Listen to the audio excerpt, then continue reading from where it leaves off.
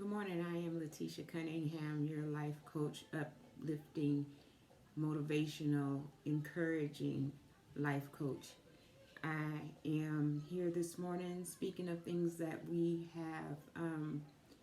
have had rooted in us for years and not even know where a feeling or a thought might come from.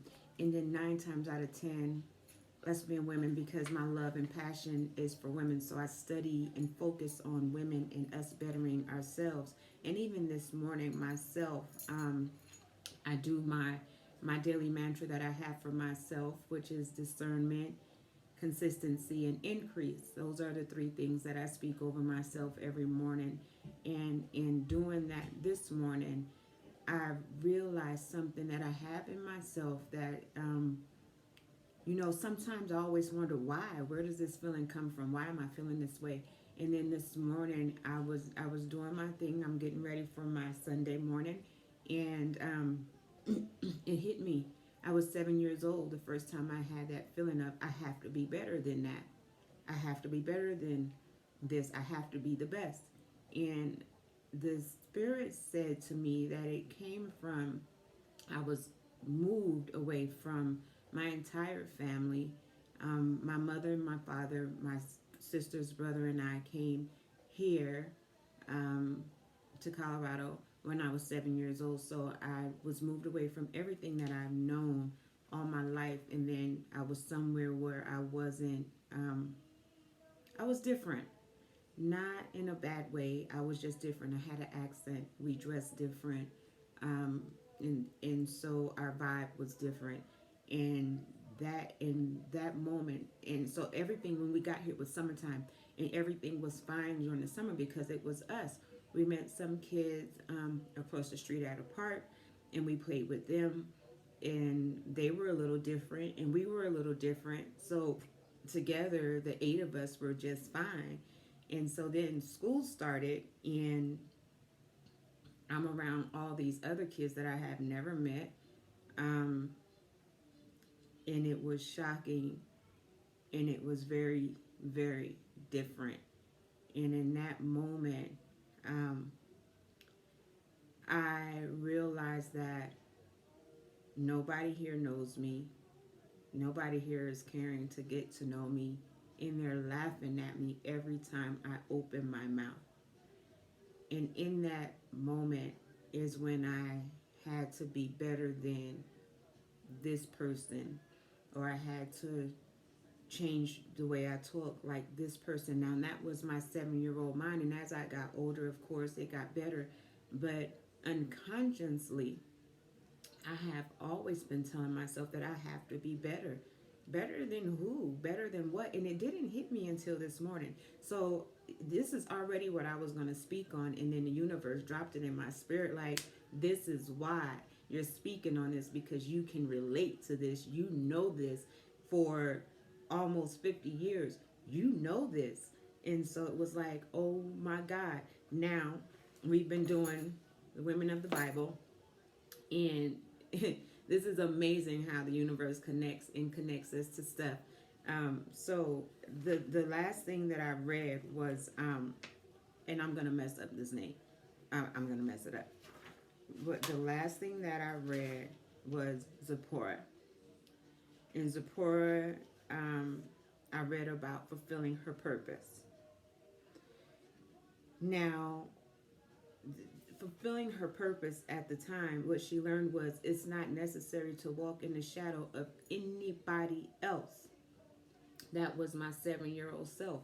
I'm trying to be like this person so I can fit in, and I'm trying to be like that person so I can fit in. We don't have to fit in. We don't have to live in anybody's shadow. We are in our own 100% where we should be.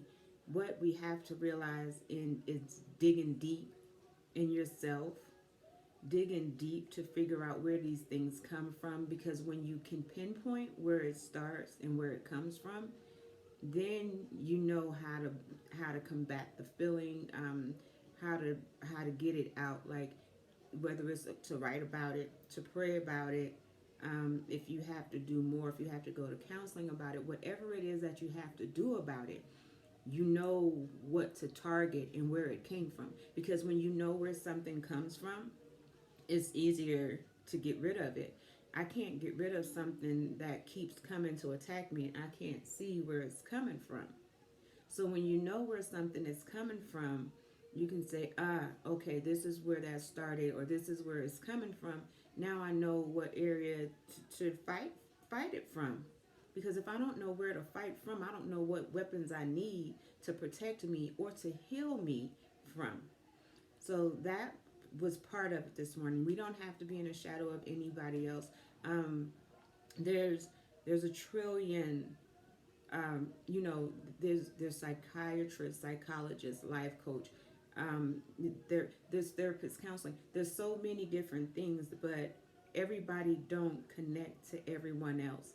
The way that I flow, the way that I deal, the way that I live might connect you to me. And then I might have a friend down the hall or down the road that you might connect with them better or differently. It might be something that you feed off of with and y'all connect and build together. And that's what it's all about. It's not about let me do this the way somebody else is doing it, because then you're not authentic and it's not going to work. And that's in anything that we do. I don't care if it's in corporate America, if it's at work, if it's in your business, whatever it is. You have to do it authentically the way that you see fit in order for it to work. So you don't have to be in the shadow of anybody else.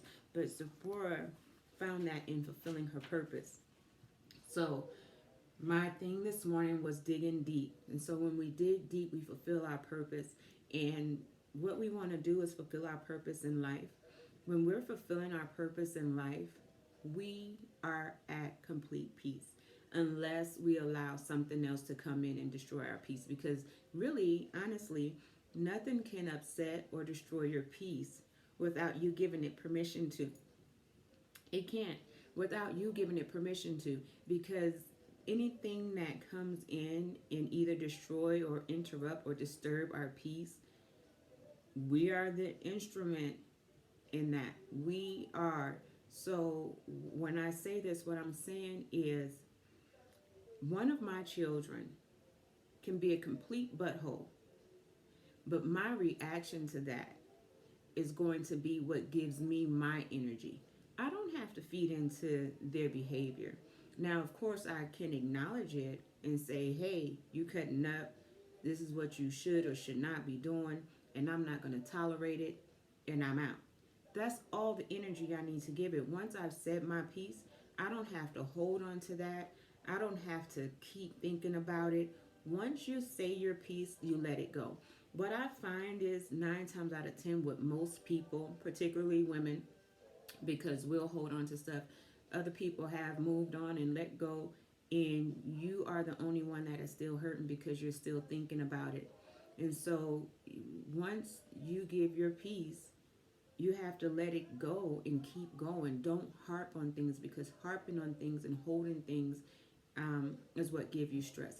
I have some people that will have a conversation and then go back in because they're still thinking about it, like, oh, I should have said this, or oh, I should have did that. Well, why are you even still thinking about it? It's done. You can't change the past. I don't care if it was 5 seconds ago. I can't take back what I said 2 seconds ago because I already said it. So you can't change the past. 2 seconds ago was the past. So why are you even still thinking about it? What you want to be thinking about is the positive outcomes. Um, Once you say something and it's done, you keep on going with your day and what is going to be your next thing to do to keep your positivity and your energy flowing the way that you need the universe to give it back to you. That's it. That's the bottom line.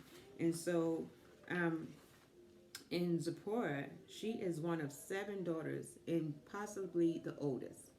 So you could imagine being the oldest of 7, what she had to go through, what she did in her life, all the, and in that time, being the first, you had a whole lot more on your plate than we have now. Things are paid so smoothly for us now, it's almost ridiculous. But you can imagine at that time being the first and fulfilling a purpose, and you don't know what your purpose is. And then, if you weren't a male, your purpose was probably expected to be nothing. But she had a dream and a vision in fulfilling her purpose and the strength to do so. So we definitely now in 2020, 5 days into 2020, imagine that, we definitely now have a way to muster up the strength to fulfill our purpose. So figure out what your purpose is. Dig deep to see what's bothering you and where you feel like you have to be in the shadow, or what gives you that hold on to feeling. Because when we hold on to feelings, especially feelings of negativity, it can fester up anger, and bitterness and sadness and loneliness. And we don't want those feelings. We want to be happy people. We were meant to be happy.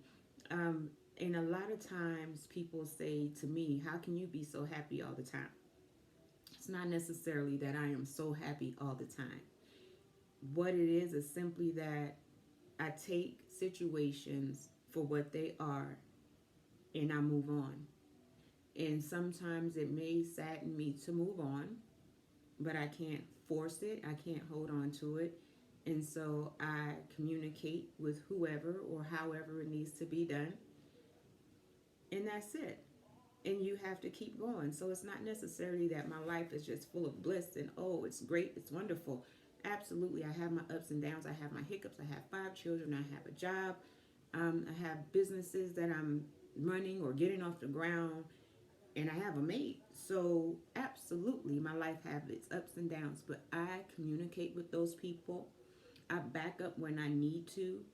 Um, I set my expectations, and you're either in or you're out. And I'm not saying that to say that I'm just I cut people off so easily, because that's not the case. What it is when you are in, almost everybody that I have relationships now with are adults. I have one minor son. So what I'm saying is this: when your relationships are with adults, you can say this: I'm pissed at you right now because this is how I felt when you did. Or this is how you made me feel in that situation. And I back up.